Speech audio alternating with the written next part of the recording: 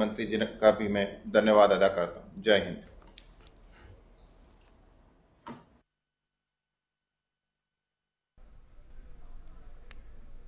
नमस्कार, आत्मनिर्भर भारत के इस विशेष संस्करण में आप सभी का बहुत बहुत स्वागत है। अभी हमने देखा कि किस तरह से प्रधानमंत्री नरेंद्र मोदी ने मध्य प्रदेश की रेहड़ी पटरी वालों के साथ स्वनिधि संवाद किया। भारत सरकार ने कोविड-19 के प्रभावित गरीब रेहड़ी पटरी वालों की आजीविका से जुड़ी गतिविधियों को बहाल करने के उद्देश्य से इस साल 1 जून से पीएम स्वनिधि योजना की शुरुआत की थी और आज हमने देखा कि प्रधानमंत्री ने सीधे इन रेहड़ी पटरी वालों से उनके कार्यस्थल पर सीधे उनसे संपर्क किया, उनके अनुभव जाने और हमने देखा कि कितनी आत्मीयता से उन तमाम लोगों ने प्रधानमंत्री से संवाद किया और उनके बातचीत में जिस तरह से विश्वास और उम्मीद दिखी, साफ नजर आया कि एक नई शुरुआत हो चुकी है उन सभी के लिए। साथ ही प्रधानमंत्री ने कई और बातों को भी रेखांकित किया। काफ़ी वो उत्साहित नजर आए कि किस तरह से 4 लाख से अधिक रेहड़ी पटरी वालों को पहचान और प्रमाण पत्र जारी किए गए हैं मध्य प्रदेश में। और पीएम स्वनिधि योजना से शुरू होने से सड़क पर रेहड़ी पटरी लगाकर अपना व्यापार करने वालों के बीच जो बहुत ज़्यादा खासा उत्साह नजर आ रहा है, उसका भी प्रधानमंत्री ने जिक्र किया। और भारत के इतिहास में ऐसा पहली बार हुआ है जब सड़क पर माल बेचने वाले विक्रेता यानी कि जो रेहड़ी पटरी वाले हैं वो किसी शहरी आजीविका कार्यक्रम के लाभार्थी बनते हुए नजर आ रहे हैं। Well, we are joined now as a short while back you were just listening in as Prime Minister Narendra Modi spoke with street vendors who are beneficiaries of the Pradhan Mantri Swanidhi scheme, the street vendors Atmanirbhar Nidhi scheme. And it's the special microcredit program for street vendors which started on the 2nd of July. He was speaking to some beneficiaries today. They are getting a working capital of 10,000 rupees as a result of availing of the scheme. It is repayable in monthly installments in the tenure of 1 year. Today, as he interacted, he lauded them for their courage. He said it has inspired the entire nation. Let us go across to our correspondent Arun Sharma, who's been detailing all that the Prime Minister has said today and will add to those with his inputs. Arun, if you can hear me, the Prime Minister today lauded street vendors for their courage, for their bravery, and he said that this is a scheme that will benefit them, raise them out of poverty, the poorest of the poor, an example of what the government is doing for the poorest of the poor hit by the coronavirus induced lockdown. That's right, and often we have seen that Prime Minister Narendra Modi directly interacts with the beneficiaries of our country of various schemes, be it the Awas Yojana, be it Jan Dhan Yojana, be it Mudra Yojana, be it Garib Kalyan Ann Yojana, be it Garib Kalyan Rozgar Yojana. So Prime Minister Narendra Modi believes in interacting directly with the beneficiaries, taking feedback from them that what are the problems they are facing or what are the big takeaways or big highlights as far as this scheme is concerned and how this scheme has helped that particular beneficiaries and has brought change in his or her lifestyle. So today also Prime Minister Narendra Modi interacted directly with the beneficiaries, took inputs and feedback from them, and also tried to understand that how various government initiatives like Jan Dhan Yojana, Ayushman Bharat Yojana, the entire digital infrastructure that the government has created so far. So how all these initiatives has actually helped the beneficiary of a PM Swanidhi scheme.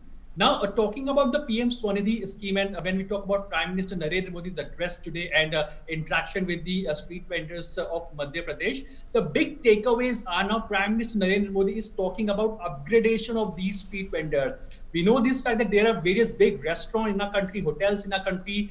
They are providing with, a delivery at your doorstep, delivery at your home, and that's what are the digital initiatives that these big restaurants, the hotels are taking up. So now Prime Minister Narendra Modi has clearly mentioned that the government is moving in a direction, is preparing an ecosystem and an initiative whereby these deliveries can be provided by these street vendors as well. So yes, we can soon expect this fact that the street vendors of our country will soon be in a position to provide home deliveries at our doorstep as well. So how to upgrade digitally, how to upgrade infrastructure wise, that's what the government is focusing upon. But yes, we know this fact that in the various phases of lockdown, when the country was locked down because of the COVID crisis and coronavirus. At that time, these street vendors, they ran out of their stock, they ran out of their inventories, they ran out of their money. So now they had only one option: to take money from the money lenders. And money lenders in many cases charge up to 35%, 40%. In extreme situation, they also charge 45% as far as interest is concerned from poor people. If in case there is no collateral involved when a loan is given to these poor people. But now government has come forward and Prime Minister Narendra Modi has clearly said that you will get a 7% interest subsidy directly credited to your account if in case you repay your loan well in time, and various incentives will also be given. So when a street vendor is purchasing items or food items or any kind of raw materials from the wholesaler, if in case he is making a digital transaction, he will get a cashback from the banks or the mobile application that he is using. If in case he's taking money digitally from the consumers to whom he's selling his goods or item, in that context, if in case he's doing digital transaction, at that time also he'll get a cashback. So cashback up to 1,200 rupees, that's what the website says of the government, up to 1,200 rupees will be provided to these street vendors if in case they're involved in digital transaction. So yes, a 7% interest subvention or interest subsidy directly crediting in the account of these beneficiaries, getting a cashback if in case they're involved in digital transaction, and interest rate are also very easy options of interest rate or loans are available for the street vendors. Now there is also very much ease as far as the loans is concerned, applying of loan is concerned.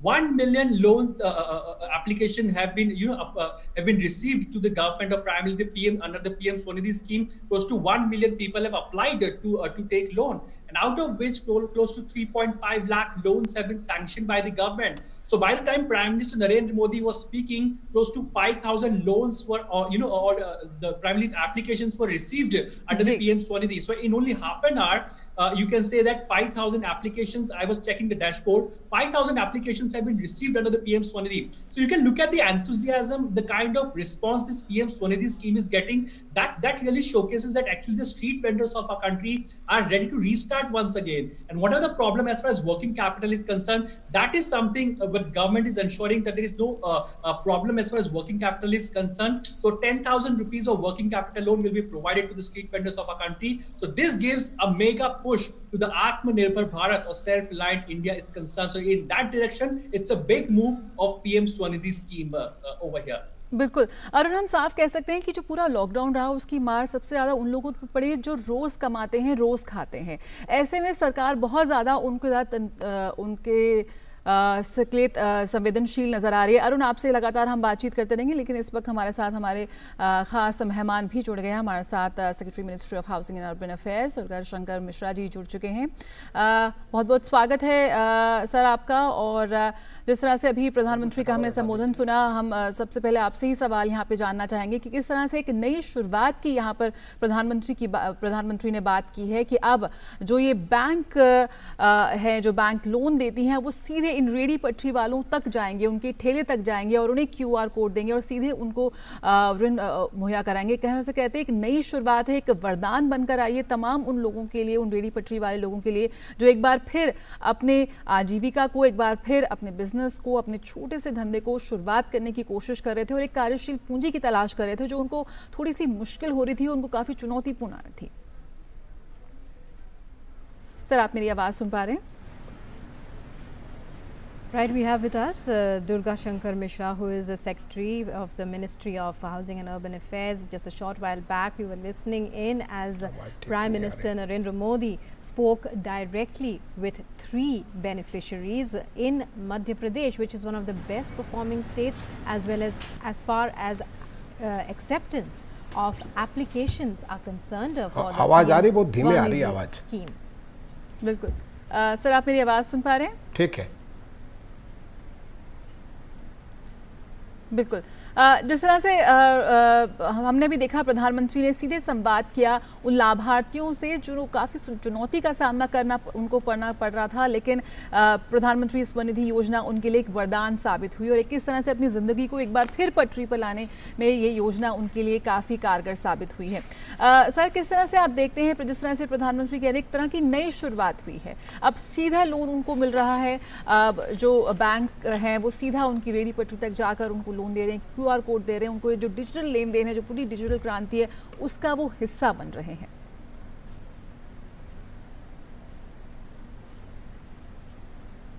Right, Durga Shankar ji, it's over to you.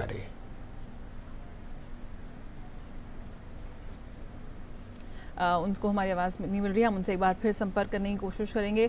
तो जिस तरह से हम लगातार बात कर रहे हैं कि प्रधानमंत्री ने तमाम और चीज़ों की भी बात करी कि एक डिजिटल क्रांति से यहाँ पर जोड़ने की बात हुई है पंक्ति में आखिरी खड़े इंसान को भी। हमारे साथ हमारे संवाददाता अरुण जुड़े हुए हैं। अरुण, आपको मेरी आवाज़ मिल पा रही है?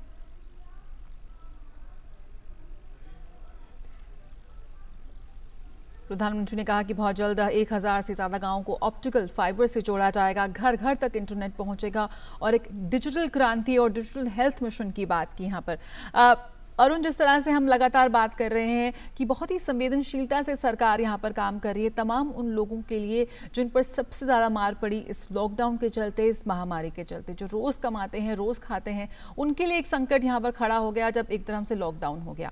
एक बार फिर उनकी ज़िंदगी को पटरी पर लाने के लिए, एक बार फिर उनके काम को, उनके धंधे को एक नई दिशा देने में ये स्वनिधि योजना बहुत ही कारगर साबित हो रही है। किस तरह से आप देखते हैं कि बहुत ही जो इसका क्रियान्वयन है वो भी बहुत ही सोच समझकर किया गया है, बहुत ही सरल बनाया गया है। हमने देखा लोगों को इसके बारे में जानकारी है, अकेली महिला भी जाकर इसके लिए लोन ले रही है, तो वो किस तरह से पूरी प्लानिंग रही और क्या सोच रही इस चीज के पीछे? बिल्कुल जया, ये प्रोसेस को बहुत ही आसान बनाया गया है। यानी कि अगर कोई स्ट्रीट वेंडर वो थोड़ा भी टेक्नोलॉजिकली सेवी, यानी कि कंप्यूटर को ऑपरेट कर सकता है, इंटरनेट चला सकता है, तो वो तो ऑनलाइन ही पूरी की पूरी प्रक्रिया को पूरा कर सकता है। केवल 3 स्टेप की प्रक्रिया आप समझ सकते हैं। यानी कि जो पीएम स्वनिधि का जो पोर्टल बनाया गया है, जो डैशबोर्ड बनाया गया है, वो काफी यूजर फ्रेंडली बनाया गया है। इसमें कुछ बेसिक डॉक्यूमेंट्स की जरूरत होती है जो कि आप कौन सा व्यवसाय कर रहे हैं, कौन सी आप रेहड़ी पटरी लगा रहे हैं, क्या आपका काम है, क्या बेचते हैं, इस तरह की कुछ डिटेल्स आपको उसमें फिल करके देनी होती है। कुछ पर्सनल डिटेल्स और बेसिक डिटेल्स की जरूरत होती है जो आपको फॉर्म फिलअप करके आपको ऑनलाइन ही अपलोड कर देना होता है। Arun, we'll be back with you, but right now let's go across to our guest, Mr. Durga Shankar Mishra, who's joined us on Zoom. जी, मिश्रा जी, आपको मेरी आवाज मिल पा रही है? सर, आपको मेरी आवाज मिल रही है? सर, आपको मेरी आवाज मिल रही है, Durga sir? Well, we don't seem to be able to make contact there with our guest. It's once again back to you, Arun. Please continue.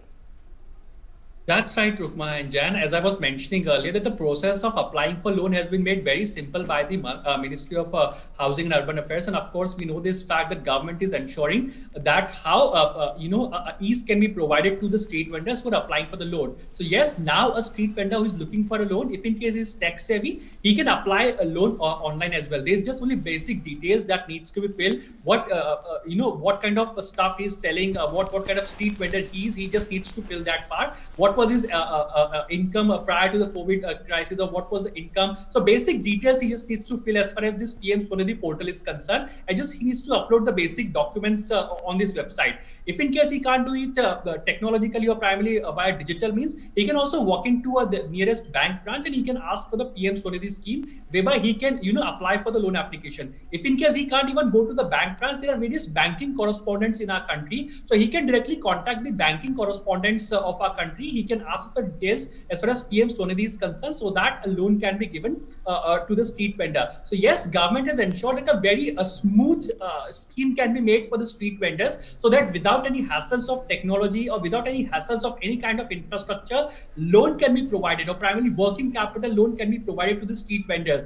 We have seen that Prime Minister Narendra Modi interacted with one of the street vendors who was using a QR code, or primarily a Bheem UPI payment to the Google Pay payment system as well. So yes, more and more street vendors are now becoming digitally or tech savvy, and they're of course upgrading themselves as far as digital transactions are concerned. So government is also ensuring that after the person or street vendor he gets loan, A cashback will also be given to the street vendor if in case he's involved in digital transactions. If he's purchasing wholesale material from the wholesaler, if in case he's doing digital transaction, a cashback will be given to the street vendor. If in case the same street vendor is selling stuff to a consumer, and if he's accepting payment as far as digital transaction is concerned, he will again get a cashback from the banks or from the digital transaction or from the QR code or from the NPCI. So yes, government is ensuring that a competitive interest rate be given, and on top of that, a 7% interest subvention or interest subsidy will also be credited to the account of the beneficiary. And if in case the street vendor is making payments or EMIs regular and well on time,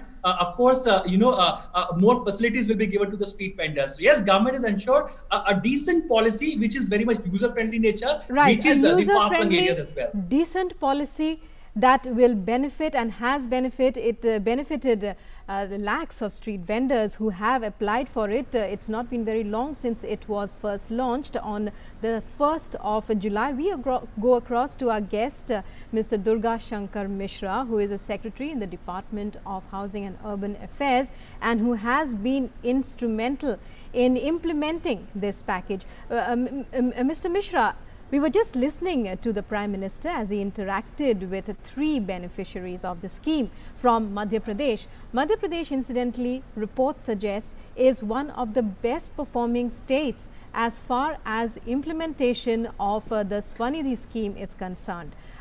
Your comments?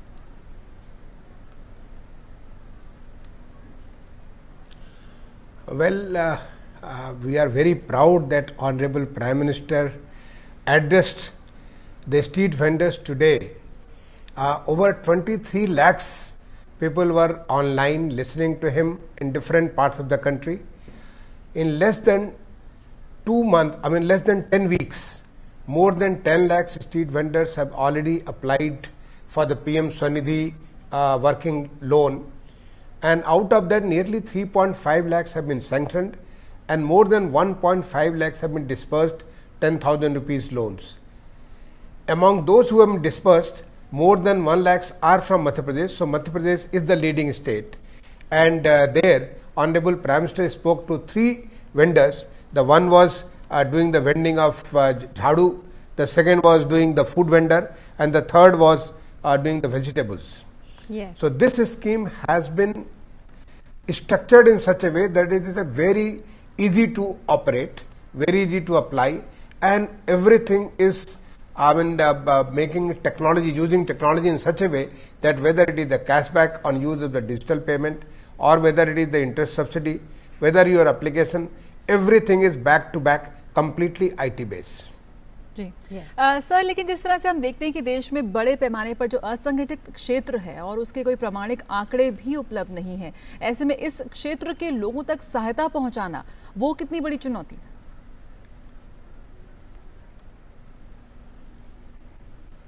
बिल्कुल आपने सही कहा, ये चुनौती तो बहुत है, लेकिन जिस प्रकार से इस योजना का घोषणा किया गया 1 जून को और 2 जुलाई से हमने इसका लोन एप्लीकेशन शुरू किया, देखिए कि किस तेजी से। सबसे पहले तो मैं सारे राज्य सरकारों को और अर्बन लोकल बॉडीज को धन्यवाद दूंगा कि लगभग सारे के सारे राज्य सरकार इससे जुड़ गई। हमारा जो स्ट्रीट वेंडर्स का कानून था वो 2014 के मई में आया था, लेकिन उस कानून के बनने के बाद भी कई सारे राज्य थे जिनका अभी रूल्स नहीं बना था, जिनकी स्ट्रीट वेंडर्स की स्कीम नहीं बनी थी, लेकिन उन सारे राज्यों ने, मैं बधाई दूंगा, सबको धन्यवाद दूंगा कि 100% सबने अपने रूल्स बना लिए, सबने स्कीम बना लिया पीएम स्वनिधि आने के बाद, और उसके बाद सभी जगह एप्लीकेशन। इसके बावजूद कि कोरोना की एक वैश्विक महामारी पूरे दुनिया में फैली हुई है और हमारे देश के भी, और खासतौर से हमारे शहरी क्षेत्रों को खासतौर से उसको घेरी हुई है, इसके बावजूद भी बड़ी तेजी से लोगों के एप्लीकेशन आए। हमारा एक अनुमान है, जो कि एक टेक्निकल एक्सपर्ट ग्रुप ने भी और मंत्रालय ने भी इस अनुमान किया था, कि पूरे देश में लगभग 50 लाख के आसपास स्ट्रीट वेंडर्स होंगे। इनमें से 10 लाख से ज़्यादा लोगों ने ऑलरेडी हमारे जो पीएम स्वनिधि पोर्टल है या हमने जो एक ऐप बना रखा है इसके लिए, उसके माध्यम से, चाहे वो नगर पालिका नगर निगम में जाकर के या बैंक के माध्यम से या जो हमारा जो CSC होता है उसके माध्यम से लोगों ने एप्लीकेशन लगा दिया। तो ये अपने आप में बहुत बड़ी शानदार शुरुआत है, और मैं इस बात का विश्वास करता हूं कि जैसे कि एक आदमी से दूसरे से तीसरे इसकी पूरी जानकारी मिलेगी, ऐसे भी लोग, जो कुछ लोग अपने शहर को छोड़ करके वापस अपने गांव के छोटे कस्बे को जा चुके हैं, जब वो लौटेंगे फिर वो अप्लाई करेंगे। एक बहुत अच्छी बात ये भी निकली कि इसमें न केवल वो लोगों को जो कि शहर के रहने वाले हैं, बल्कि शहर के बाहर जो उसका पेरी अर्बन एरिया कहते हैं या ग्रामीण इलाका कहते हैं, अगर वहां से भी ला करके सब्जी लेकर के आते हैं और अपना लाके बेचते हैं, फल लाके बेचते हैं या कुछ ऐसे खिलौने या बहुत सारी चीजें जो कि वहां पे उत्पाद करते हैं अपने गृह उद्योग में, उसको लाके बेचते हैं, उन सारे लोगों को भी इसका पूरा लाभ मिलेगा। But sir, in many ways, as Jaya was just mentioning, it's an entirely new start. There was a time when street vendors were not even part of the general policy. Since 2014, as you mentioned, there has been an attempt to include them into the system, but it's only now, after the impact of COVID-19, now that the government machinery is making an effort to include them in the system, and include them into the banking system, which will give them a credit profile, which will give them credit facilities that they can access better from now on. And as the Prime Minister said, it's a journey from self-employment to self-sufficiency to self-esteem. What do you feel?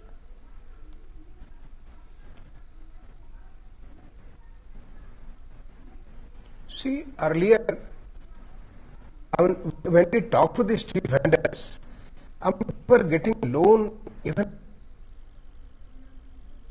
Well, there seems to be some problem with the audio system there. We are connecting to Mr. Durga Shankar Mishra, who is the Secretary in the Ministry of Urban Housing and Urban Affairs, and he was telling us about various details about the PM Swanidhi scheme. Today, as the Prime Minister addressed street vendors in Madhya Pradesh, interacted directly with 3 of them, he pointed out that it is a scheme that brings them into the system of digitization, and for which is very important in the present day, and acquaint them with the banking system and credit facilities. बिल्कुल, देश के street vendor 10,000 रुपए तक की कार्यशील पूंजी ऋण का उठा सकते हैं लाभ। और जिस तरह से हमने देखा, प्रधानमंत्री ने 3 लाभार्थियों से सीधे बातचीत की और हमने उनके अनुभव सुने कि किस तरह से विभिन्न चुनौतियों से गुजरते हुए उनको इस बारे में जानकारी मिली और उसके बाद उन्होंने इसका फ़ायदा उठाया और आज वो बेहद सफलता के साथ अपने कार्य में, अपने काम में आगे बढ़ रहे हैं और ज़्यादा सफल होने की उम्मीद कर रहे हैं। हमारे साथ जुड़े हुए हैं हमारे खास मेहमान Durga Shankar Mishra, secretary ministry of housing and urban affairs. Sir, जिस तरह से हम लगातार बात कर रहे थे कि काफ़ी कोशिश की गई, काफ़ी आसान बनाया जाए इस पूरी पद्धति को, काफ़ी सरल बनाया जाए, किस तरह से आप देखते हैं, जो प्रधानमंत्री ने भी जिक्र किया कि ये जो पूरी जो रेहड़ी पटरी वाले लोग हैं वो लगातार हम देखा है कि सूदखोरों के चंगुल से उनको छुड़ाने में, जो मिडिल मैन होते हैं उनसे उनको निजात पिलाने में भी काफ़ी मददगार साबित होगी और साथ ही जो पूरी डिजिटल लेन देन को प्रोत्साहित करने का जो उद्देश्य है वो भी ये योजना काफी सफलतापूर्वक पूरी करती नजर आ रही है।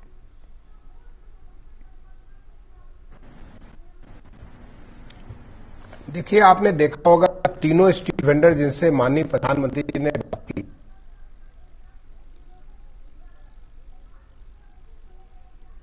वाकई योजना ठप पड़ चुके रोजगारों को दोबारा चालू करने में काफी मददगार साबित हो रही है।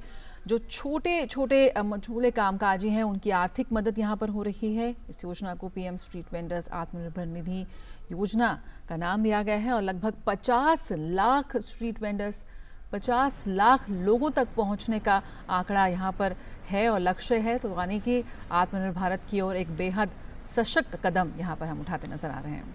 But Durga Shankar Mishra ji, as you were telling us, it is a new start entirely. Even though the Street Vendors Protection of Livelihood and Regulation of Street Vendings 2014 was enacted like nearly 6 years ago, but the impact of coronavirus and this particular step that the government has taken for the benefit of street vendors is an entirely new start as far as welfare measures for the street vendors are concerned.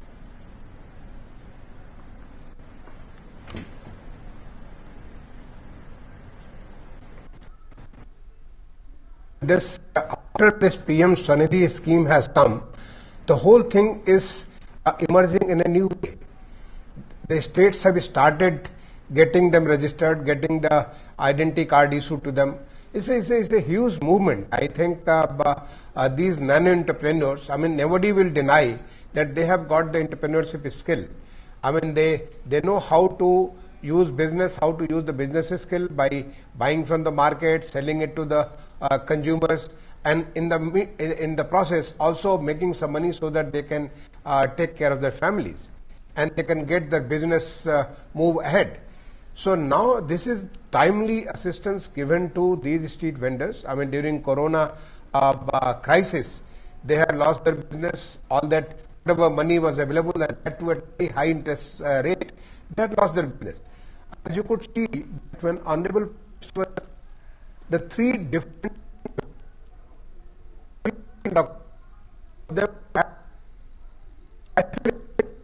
one of them said that from 10,000 we will take the business to the 1 lakh. Another one saying that, well, whatever I am vending, I am going to take it to the much higher level. So that was the kind of aspiration they have. They want to go ahead. And I am sure that this working capital which is made available to them in a very simple manner, this will help them to realize their dreams, improve the quality of life for their families, get their children educated and move up on the economic ladder. बिल्कुल ऐसा, लेकिन तमाम ऐसी चीज़ें हैं जो इस loan को बहुत ही आकर्षित बनाती हैं, जैसे कि शीघ्र पुनर्भुगतान पर किसी तरह का कोई जुर्माना नहीं है और बहुत ही आसान शर्तों पर ये उनको ऋण दिया जाएगा। थोड़ा सा अगर आप और इसके बारे में जानकारी दे सकें तमाम उन स्ट्रीट वेंडर्स को जो इस वक्त हमारा कार्यक्रम देख रहे हैं कि क्यों ये लोन वाकई उनको बहुत ही आसानी से मिल जाएगा।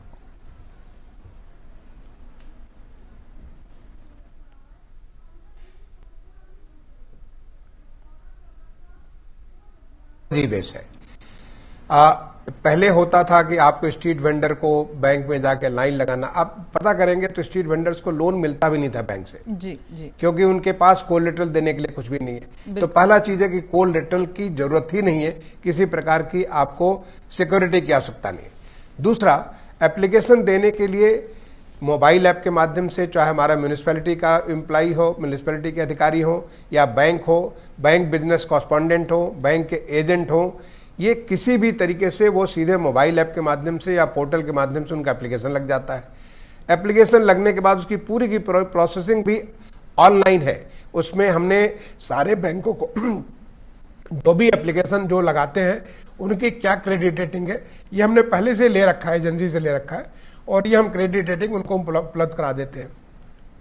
इससे सामान्य तौर पर करीब 2 हफ्ते के भीतर उनको लोन सैंक्शन हो जाता है। लोन सैंक्शन के बाद डॉक्यूमेंटेशन भी बहुत ही आसान है, कोई लंबा प्रोसेस नहीं है। डॉक्यूमेंटेशन के बाद उनको लोन सीधे उनके अकाउंट में डायरेक्टली ट्रांसफर हो जाता है। उनको एक यूपीआई कोड मिल जाता है। उनको क्यूआर कोड के लिए डिजिटल पेमेंट एग्रीगेटर्स या सीधे बैंक उनको प्लास्टिक का कार्ड या मेटेलिक कार्ड उनको दे देते हैं और उनकी ट्रेनिंग भी करते हैं कैसे इसका उपयोग करेंगे। अब आप जब अगर डिजिटल ट्रांजैक्शन करेंगे, जैसा माननीय प्रधानमंत्री जी कह रहे थे, तो डिजिटल ट्रांजैक्शन के बाद ये सारा अकाउंटिंग हम एनपीसीआई के माध्यम से इसको चेक कर रहे हैं। 1 महीने में अगर 50 ट्रांजैक्शन होता है तो आपको 50 रुपये, हर ट्रांजैक्शन पे 1 रुपये। अगर आप 100 ट्रांजैक्शन या उससे ज़्यादा करते हैं तो 75 रुपये, और 200 से ज़्यादा करते हैं तो 100 रुपये। इसके लिए किसी के पास आवेदन की जरूरत नहीं है, सीधा सीधा जितने ट्रांजैक्शन कर रहे हैं वो सारे के सारे ट्रांजैक्शन कैप्चर हो रहे हैं उसके आपके यूपीआई के माध्यम से, और उसके आपके अकाउंट में महीने के अंत में डायरेक्टली हम आपके अकाउंट में उसको सीधे कैशबैक आपके अकाउंट में डाल देंगे। यानी 12 महीने में 1200 रुपये आपको मिल सकते हैं। 7% की इंटरेस्ट सब्सिडी है। वो इंटरेस्ट सब्सिडी आपको हर महीने किस्त अदा करना है। अगर आप समय से किस्त अदा करेंगे तो हर 3 महीने पे, एवरी 3 मंथ आपके अकाउंट में ऑटोमेटिकली 7% की इंटरेस्ट सब्सिडी भी जुड़ जाएगी। अगर आपको इंटरेस्ट सब्सिडी मिल जाती है और कैशबैक भी मिल जाता है तो आप ये समझ लीजिए कि लोन आपको फ्री मिला, न केवल फ्री मिला, ऊपर से सब्सिडी मिल गई। अगर इसको हमने कैलकुलेशंस दिखाया हुआ है कि अगर ये दोनों लाभ कोई ले लेता है तो उसको न केवल इंटरेस्ट 0 हो जाता है बल्कि उसको अलग से सब्सिडी मिल जाती है। तो एक ये बहुत बड़ी सुविधा हो गई। इसके साथ ही साथ ये अगर आपने समय से लोन अदा कर दिया या समय से पहले लोन अदा कर दिया, अब 10,000 से बढ़ा के 20,000, आपकी जरूरत है 50,000 की, 20,000 से बढ़ा के 50,000, यानी अपनी पूंजी जो आप और बढ़ाते चले जा सकते हैं, अपना बिजनेस और बढ़ा सकते हैं। इसके अलावा जैसा कि माननीय प्रधानमंत्री जी ने अपने संबोधन में कहा, हम इन सारे लोगों को इनकी पूरी पूरी सोशल इकोनॉमिक प्रोफाइलिंग भी करने जा रहे हैं और इसके माध्यम से इनको अगर किसी भी भारत सरकार या राज्य सरकार की योजना का लाभ नहीं मिला है, जैसे कि उनको आवास का ये आवास नहीं मिला हुआ है या उज्ज्वला में गैस की रिक्वायरमेंट है, बिजली की रिक्वायरमेंट है, उनको पानी की सुविधा नहीं मिली हुई है, बच्चों की शिक्षा नहीं हो रही, ये तमाम सारी चीजों को इनकी जानकारी लेकर के हम इनको तमाम सारे कार्यक्रमों के माध्यम से जोड़ेंगे। ऐसे लोग जो स्ट्रीट फूड वेंडर्स हैं, जो खाना बनाने वाले, इनको एक कुछ ऐसी संस्थाएं हैं जो कि एग्रीगेट करती हैं। उन एग्रीगेटर्स के माध्यम से सीधा सीधा जैसे होटलों से या बड़े बड़े रेस्टोरेंट से लोग अपने ऑर्डर करके अपने घर पे खाना मंगाते हैं।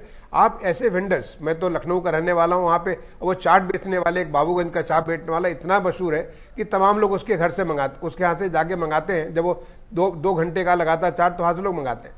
अब आप सीधे सीधे उसको एग्रीगेटर के माध्यम से ऑर्डर करेंगे, आपके घर पे पहुंच जाएगा। तो बहुत सारी सुविधाएं हमारे जो रेड़ी पटरी वाले भाई बहन हैं, उनकी जिंदगी में परिवर्तन लाने के लिए, उनको आत्मनिर्भर बनाने के लिए, उन्हें स्वावलंबी बनाने के लिए, और जो आत्मनिर्भर भारत का माननीय प्रधानमंत्री जी का संकल्प है, उस संकल्प के साथ जोड़ करके आपके आर्थिक व्यवस्था को और आगे बढ़ाने के लिए ये हमारी पीएम स्वनिधि योजना पूरी की पूरी तरह से लगी हुई है।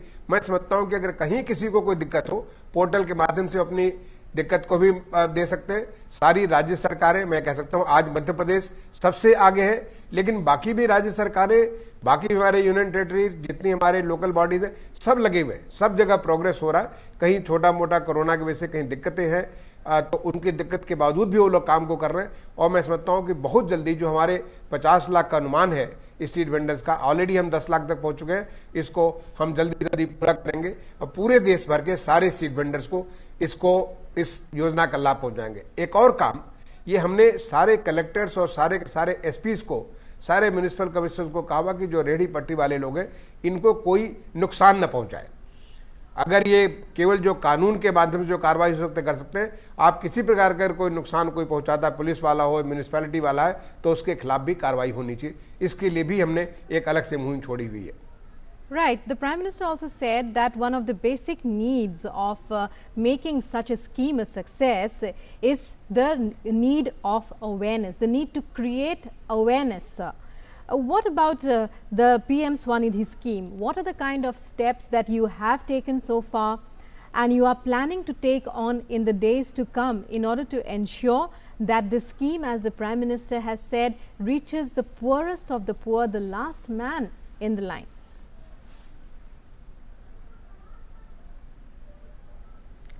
Well, we have created a lot of material for IEC, Information Education, and these materials we have created in all languages of the country.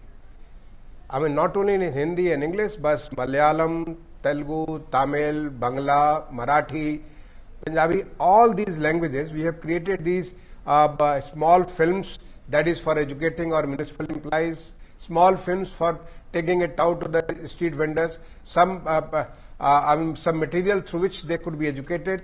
We are also given these materials to the banks, to the various other stakeholders through which the matter can reach out to them.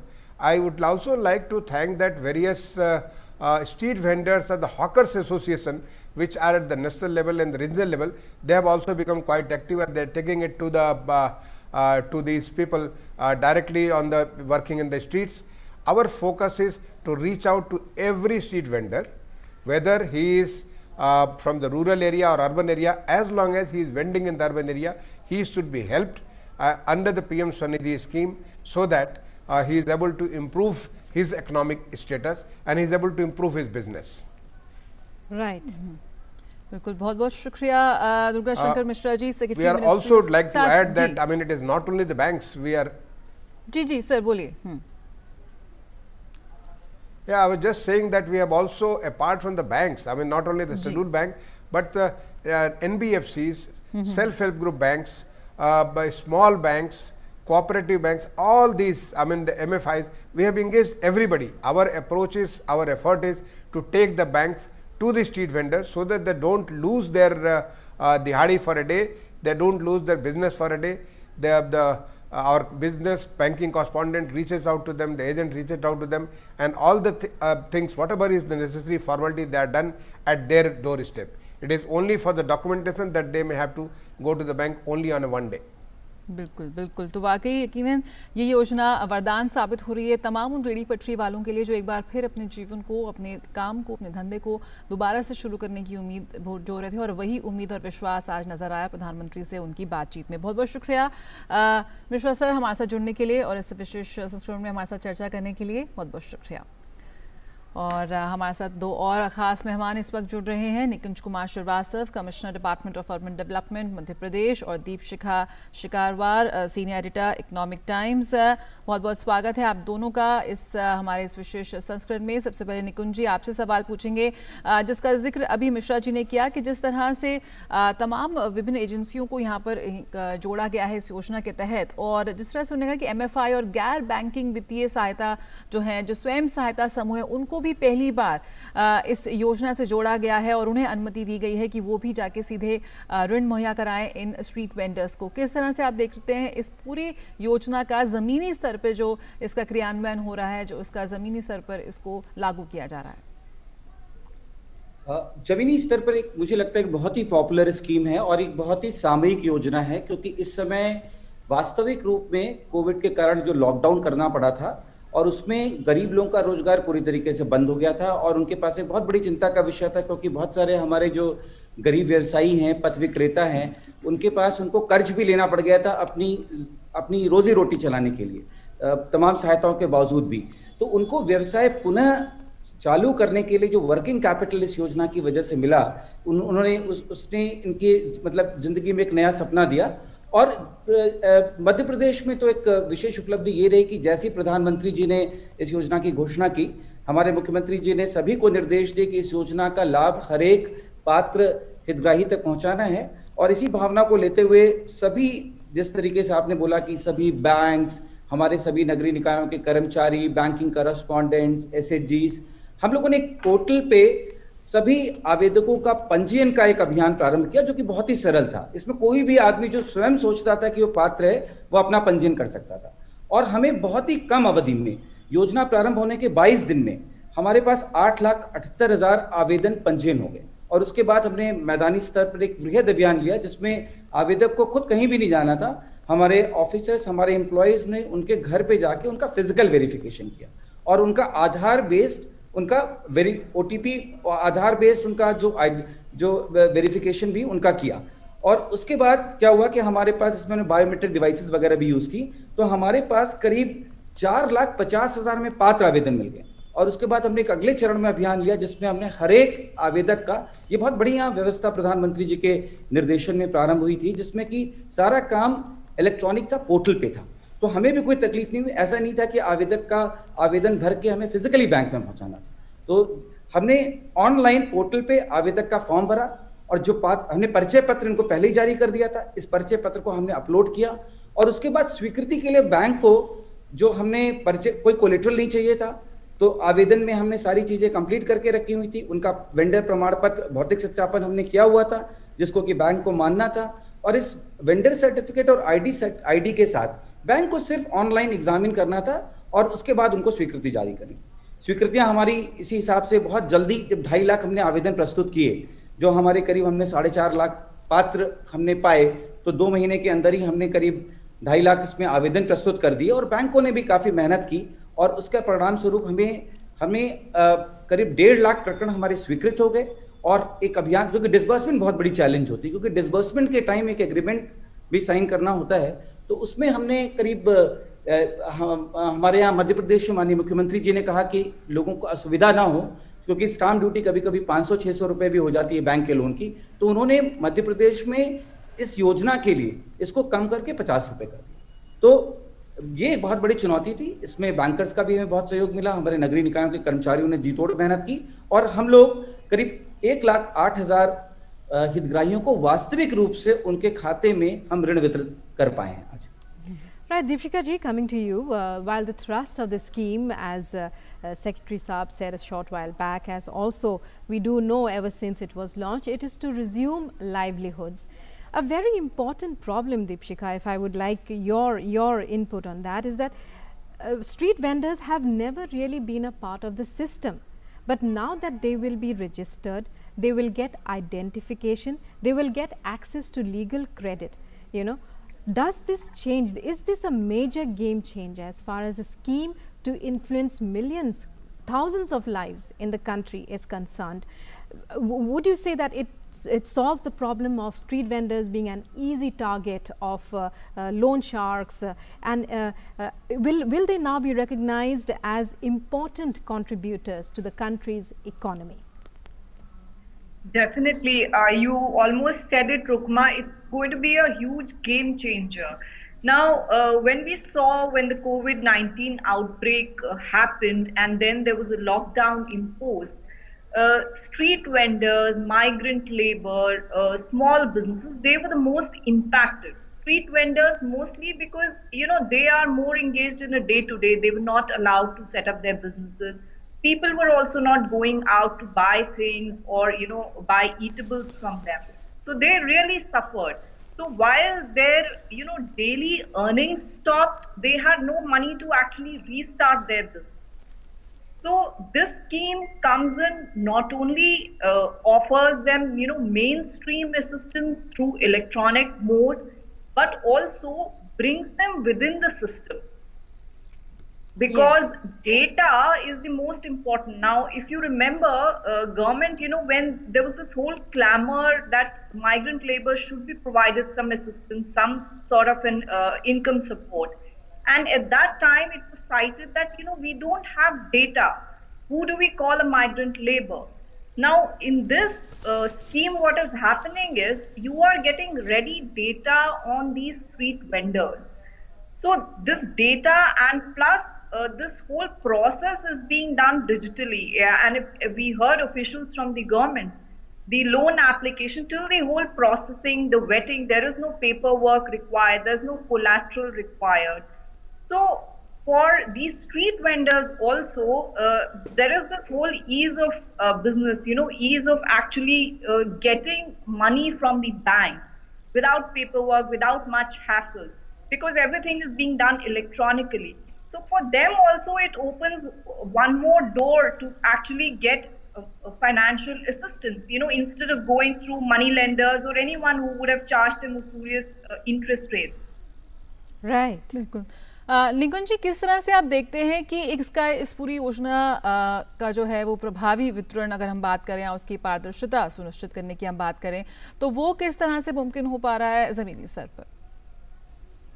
देखिए, जैसा कि ये पूरा जो योजना का implementation है वो डिजिटल प्लेटफॉर्म है, तो जो हमारे मतलब everything can be monitored on daily basis कि कितने केसेस जो हैं हमने नगरीय निकायों ने बैंकों को किस बैंक को प्रस्तुत किए हैं, कितना टाइम लग रहा है बैंक को इसको अप्रूव करने में, और डिसबर्समेंट के बाद भी ये भी इंफॉर्मेशन वहाँ पे अपलोड है। और साथ ही उनको बैंक को डिसबर्समेंट के टाइम ही, एक और इसका बहुत बढ़िया फीचर है, क्योंकि डिसबर्समेंट के टाइम ही उसको यूपीआई आईडी क्रिएट करनी है उसकी, और उसको क्यूआर कोड फिजिकल फॉर्म में देना है, जिससे कि उसके अगले दिन से जब उसको लोन का डिसबर्समेंट हो जाए और जब अपना बिजनेस चालू करे तो अपनी दुकान पर वो क्यूआर कोड लगा सके, और जिससे कि वो एक्चुअली डिजिटल ट्रांजैक्शन में जुड़ जाए। तो और साथ ही बैंक्स को और हमारी जो यूएलबीज हैं, नगरीय निकाय हैं, इनको उसको कैसे यूज करना है उसके बारे में उसको ट्रेन भी करना है। तो ये सारी चीज़ों से एक डिजिटल क्रांति आ रही है, और मुझे लगता है कि और इसमें ट्रांसपेरेंसी भी पूरी है, क्योंकि हर एक चीज़ मॉनिटर हो रही है on daily basis, moment basis. जब आप उसको लोन डिसबर्स करते हैं तो तुरंत ही आपको डिसबर्समेंट का एज ए प्रूफ आपको यूपीआई आईडी उसको पोर्टल पे इंटर करनी होती। तो हमें ब्रांच वाइज पता है और हमें यूएलबी वाइज पता है कितने केसेस एप्लीकेशंस लगी, कितनी अप्रूव हुई, कितनों में डिसबर्समेंट हुआ। तो ये एक बहुत बड़ी इसमें पारदर्शिता है, और इसीलिए हम लोग ये सुनिश्चित कर पाए कि इतना टाइमली, इतनी बड़ी संख्या में इसका वितरण हो। दीपशिखा, जिस तरह से हम बात करते हैं अंतर्राष्ट्रीय, जब भी हम जाते हैं घूमने, तो वहाँ पर जो वहाँ की जो स्ट्रीट बाज़ार हैं, स्ट्रीट मार्केट्स हैं, वो खासी प्रसिद्ध हैं और काफ़ी ज़्यादा जो कह सकते हैं कि जो मशहूर ब्रांडेड आइटम्स हम कह सकते हैं कि वहाँ की स्ट्रीट मार्केट से हम खरीदते हैं। लगातार हम यहाँ पर बात करें, प्रधानमंत्री भी बात कर रहे हैं वोकल फॉर लोकल, और किस तरह से एक अंतर्राष्ट्रीय बाज़ार मिले हमारे लोकल आर्टिसंस को, लोकल जो हमारे कारीगर हैं। किस तरह से आप देखते हैं कि ये योजना उन स्ट्रीट वेंडर्स को, उस स्ट्रीट मार्केट्स को वो दर्जा मुआवजा देने में बहुत ही अहम साबित होगी, जिसकी हम कल्पना कर रहे हैं? देखिए, एक बहुत बड़ी समस्या जो ये स्ट्रीट वेंडर्स फेस करते थे, और आजकल खास तौर पे पेमेंट्स की, और दूसरा चीज है कि उनका जो बाजार था, जो फिजिकल लोग उनके पास जा रहे हैं वही उनका बाजार है। लेकिन इस योजना से, और आपने जो सेक्रेटरी थे वो बता रहे थे कि कैसे उन्होंने उदाहरण दिया लखनऊ में चाट के वेंडर्स का, कि किस तरह से लोग वहां जाके खाते थे, लेकिन अब वो घरों से भी ऑर्डर करके मंगवा सकते हैं, क्योंकि जो वेंडर है वो डिजिटली कनेक्टेड है।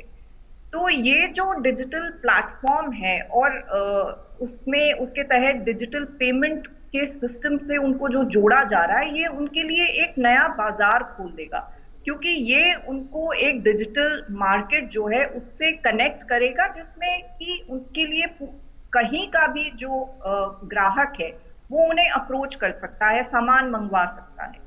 दूसरा, एक ऑर्गेनाइज्ड रिटेलिंग जो है, हमेशा जो दाम है स्ट्रीट वेंडर्स को अक्सर, या लोकल आर्टिसंस भी है, उनको अपनी जो दाम होता है, जो चीज वो बनाते हैं या उसे बेचते हैं, उसका सही दाम नहीं मिल पाता है, क्योंकि मिडलमैन आ जाते हैं और जो मतलब दलाल हैं बीच में।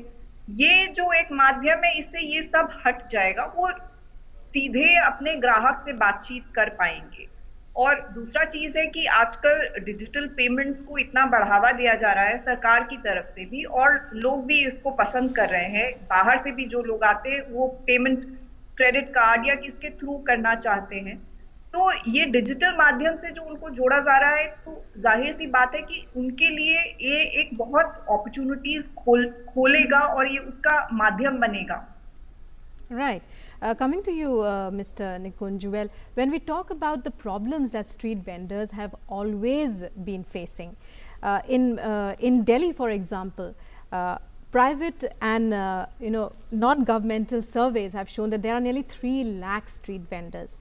But government surveys, government registration has been undertaken for only about 1 lakh, just about half of that. What about in Madhya Pradesh, considering that because of your efforts, it is one of the best performing states now as far as this scheme is concerned, as far as registration of street vendors is concerned? What are the kind of steps that you had to take? Also, another problem that most street vendors face is that because they are not part of any system, because they are not registered properly, they are harassed a lot by local, the police, say for example, and other shop owners, shopkeepers, even the local public, local goons. How are you planning to deal with that? I think you have raised a very, very valid point. The one very good thing that has happened in this scheme is that we have conducted, first we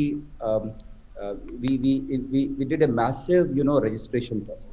So as I mentioned that we could register in a very short time of 22 days, about 9 lakh, applicants.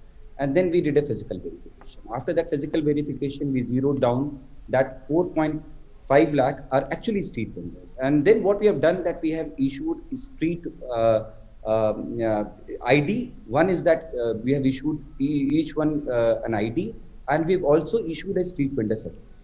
Parallelly, because the Prime Minister has been himself very concerned on this issue. So Government of India issued an advisory that we should ask our police department that they should not trouble, and all the regulatory departments, which include municipal corporations also, that the street vendors should not be disturbed. Keeping this in mind, we have the Madhya Pradesh government has also issued direction to its all district magistrate and the superintendent of police that these people will not be troubled. I think this is a very big thing. And second, that we are working on because simultaneously we also need to make sure that our streets are not blocked. So what we are doing that in Madhya Pradesh, that we are identifying vending zones where there would be vending areas in the market where these street vendors can actually freely sell their items, and there will be no interference of any kind. So far, because of this survey and because of the detailed data we have about each of the street vendor, so this is going to be very, very useful, because and we can, as the Prime Minister has announced today, we'll use this data to make sure that these families are now extended each of the benefits. Like he has identified few schemes like Ujjwala scheme, like Ayushman Bharat, Pradhan Mantri Awas Yojana, Bima Yojana. So now the next drive is going to be that, of course, there are so far I know there are many who would already be receiving many of the benefits of many of the schemes. But now we will do it on a comprehensive basis. We will survey each of the beneficiaries that are with us, which is about 5 lakh. And I think there are some kind of, you can estimate that how many street vendors should be in your population. I believe it's about 2.5% of the number of families that you have in the 2.5% of the population. So which is about, so like for Madhya Pradesh, the population is 8 crore. And if you go by that, and if we look at, which means about 1.6 crores families. So that means about, if you take 2.5% of that, so that should come about 4 lakhs. So we have already, so I think we have reached the target. That was our aim, that we should look at the data and try to reach, and the registration is still open, and we are still in the process to identify more number of, state members who might be left. But I doubt that if anybody is left in Madhya Pradesh today. Right. I think the one added point which I would like to add is the financial inclusion. Jan Dhan scheme definitely provided a big, change in the country through financial inclusion of poor. But after Jan Dhan, I think this is a major step, because now these street vendors are getting a working capital loan of 10,000 rupees. Then then the added part is that if you do digital transaction, you get an additional incentive of 1,200 rupees per year. Yes, which is the financial inclusion part is it is a very important part. We will have to discuss. This is very, very important. Now the provision in detail. We'll just be coming back to you. As we were listening to the Prime Minister a short while back, as he lauded the efforts of Sanchi vegetable vendor Dalchand in Kushwaha. Dalchand Kushwaha engages in organic farming and sells his produce. Let's listen in to what he has to say as a beneficiary of this Swanidhi scheme. मेरा नाम डालचंद कुशवाहा है। मैं काचिका ने खड़ा ward number 12 Sanchi में रहता हूँ। इसकी बैंड द्वारा प्रधानमंत्री जी से मेरे को योजना प्राप्त हुई, जिससे कि मेरे को 10,000 रुपये का लोन में लगाया भारतीय स्टेट बैंक द्वारा, जिससे कि मैं सब्जी का ठेला फिर से लगा रहा हूँ और अच्छी सब्जी बेच रहा हूँ। इससे कि मेरे को फ़ायदा हो रहा है। और ऑनलाइन की मैंने व्यवस्था करके रखी है। ऑनलाइन में सीधा मेरे पास मैसेज आ जाता है कि आपके खाते में जो है पैसा आ गया है। मेरा किस्मत है, जो सौभाग्य है, जो प्रधानमंत्री जी से मेरी बात हो पाई है, इसलिए मैं प्रधानमंत्री जी का धन्यवाद करता हूँ। मैं सर कुछ ज़मीन किराए से लेके उसमें जैविक खेती करता हूँ। कम से कम केमिकल्स का यूज़ हो, अपने यहाँ पे किसी को बीमारी ना हो, सब्जी खाने से अच्छा सब्जी मिले, इसलिए मैं जैविक खेती का उपयोग कर रहा हूँ। सर माननीय प्रधानमंत्री जी को मैं धन्यवाद देता हूँ। उनने हम गरीबों के लिए ये योजना चलाई है। उसमें कोई अपन को बार बार बैंक और बार बार किसी कार्यालय में नहीं जाना पड़ता। सिर्फ सीधे 2 दिन या 1 दिन लगता है और अपने खाते में सीधा पैसा आ जाता है। लोग किसान भी हैं और खुद अपनी सब्जियां बेचते भी हैं और ऑर्गेनिक सब्जी बेच रही हैं और काफ़ी खुश नज़र आ रहे हैं और इस लाभार्थी हैं इस योजना के। हमारे साथ श्रीवास्तव जी जुड़े हुए हैं। श्रीवास्तव जी, अब यहाँ पर हम जानना चाहेंगे कि हम लगातार लाभार्थियों की बात कर रहे हैं, तो अभी भी जो लोग इस वक्त हमें सुन रहे हैं, किस तरह से आप देखेंगे कि लाभार्थी का चयन, क्योंकि एक जो किसान है जो अपनी सब्जी बेच रहा है वो भी एक स्ट्रीट वेंडर है, जो सिर्फ एक छोटा सा ठेला लगा के गोलगप्पे बेच रहा है वो भी स्ट्रीट वेंडर है, और किसी के पास एक टोकरी में अगर वो फूल बेच रहा है तो वो भी एक स्ट्रीट वेंडर है। तो किस तरह से लाभार्थियों का चयन हो पा रहा है और किस तरह से उन तक ये सहायता पहुंचाई जा रही है, अगर हम एलिजिबिलिटी की बात करें तो? हाँ, जैसा कि मैंने आपको बताया कि एलिजिबिलिटी की हम बात करें तो जो भी एक डेट है 24 मार्च 2020, उससे पूर्व जो भी शहरी पथ विक्रेता था, ये बड़ी, इसमें कोई सीमा नहीं है कितने शहरी पथ विक्रेता, हमें ऐसा कोई लक्ष्य नहीं दिया गया है कि आपको 4.5 लाख ही करना। यदि हमें 4.5 लाख की जगह में 5 लाख हितग्राही मिलेंगे और हमें 8 लाख हितग्राही मिलेंगे तो हम 8 लाख लोगों का भी ऋण वितरण स्वीकृत करेंगे। उनको कुछ पात्रता के बेंचमार्क प्राप्त करने हैं कि वो मार्च 2020 से पहले का शहरी पथ विक्रेता हो, और वो साथ ही इस योजना में ये भी है कि यदि शहरी क्षेत्र में कोई ग्रामीण क्षेत्र के आसपास का आदमी पथ विक्रेता है, जमीन पर बेचता है, तो वो भी इसमें एलिजिबल है। तो एलिजिबिलिटी इसमें बहुत लिबरल है, कोई भी जो इस बिजनेस को करता है वो इसके लिए एलिजिबल है। और हम फिजिकल वेरिफिकेशन करते हैं जाकर के, और उसके आइडेंटिटी का वेरिफिकेशन हम आधार बेस्ड आईडी वेरिफिकेशन होता है, जिसके लिए बायोमेट्रिक डिवाइसेस हमारे अधिकारी हम कैंप भी लगाते हैं अपने नगर पालिका में, हम हितग्राही के पास भी जाते हैं, तो उसका एक आधार बेस्ड आईडी का भी वेरिफिकेशन हो जाता है, और उसके बाद हम उसको एक वेंडर प्रमाण पत्र जारी करते हैं, और उसके बाद पोर्टल पे एप्लीकेशन जो ऑनलाइन फाइल होती है उसमें ये उसका आईडी और उसका जो वेंडर प्रमाण पत्र है वो लग जाता है, तो उससे बैंक को संतुष्टि हो जाती है कि वास्तव रूप में से ये आदमी सही है और वास्तविक रूप से ये आदमी स्ट्रीट वेंडिंग का काम कर रहा है। Right. Well, Deepshika ji, as we are running out of time, very quickly, how do you look at the fact that Mr. Srivastav has just said, you know, that after Jan Dhan, this is the biggest step for financial inclusion of the poorest of the poor in the country? Definitely, because here people who had no access to credit virtually and who had to actually go to money lenders, pay very high interest rates, they are being brought into mainstream, and without much effort, without much paperwork, without even have to walk into a bank branch. Government, banks, they are directly approaching them, and everything is done over a mobile app or online. Just Aadhaar linkage is there, the bank account is there, the interest subvention which is there, that will come directly into their bank account. So what more is required, you know, for including them within the system? I mean, this is a huge game changer in that sense, because you are mainstreaming, bringing them in the main financial system, which had been lacking so far. बिल्कुल, ये street vendors हमारी शहरी पारिस्थितिकी में बहुत ही अहम भूमिका निभाते हैं और उम्मीद करते हैं कि ये योजना उनकी अपेक्षाओं और आकांक्षाओं को पूरा करने में बहुत ज़्यादा मददगार साबित हो रही है। बहुत बहुत शुक्रिया आप दोनों का हमारे इस विशेष संस्करण में जुड़ने का। तो प्रधानमंत्री चाहते हैं कि हमारे स्ट्रीट वेंडर्स आत्मनिर्भर बनें, क्योंकि अगर वो आत्मनिर्भर बनेंगे तो ही भारत आत्मनिर्भर बनेगा और इस विकास की राह पर और भी तेज़ गति से भागेगा। Right, many thanks to all our guests. Initially we were joined by Secretary in the Ministry of Urban Housing, Mr. Durga Shankar Mishra. Many thanks to Mr. Srivastav of the Madhya Pradesh government, as well as editor of the Economic Times, Deepshika Sikarwar, for joining us and for all your inputs. That's all in this edition of Atmanirbhar Bharat. Thanks for watching. Namaskar. Namaskar.